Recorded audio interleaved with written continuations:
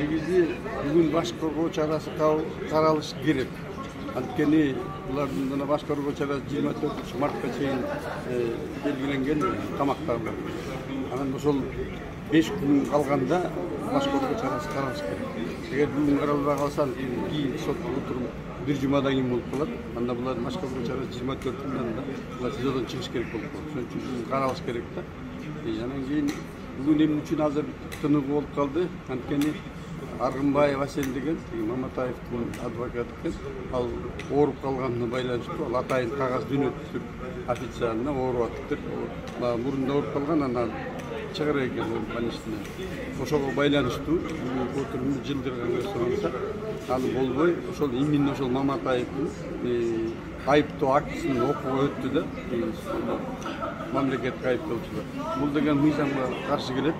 Ошол үчүн биз мыйзамга каршы келет деп ошол жерде камакта отурганда бардыгын учурунда жибергенден анан соттук отурумду түштөн кийин саат 2-ге жылдырып койду. Түштөн кийин билебиз кандай кылды. Же буларды чыгарып жөнүндө токтом кабыл алды, эмне кылды.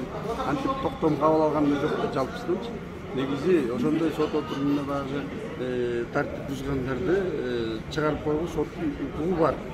Бирок бул жерде бул сразу эле ошол жерде камалып турган баардык 11 кишини чыгарып салды деп атат, ал туура эмес.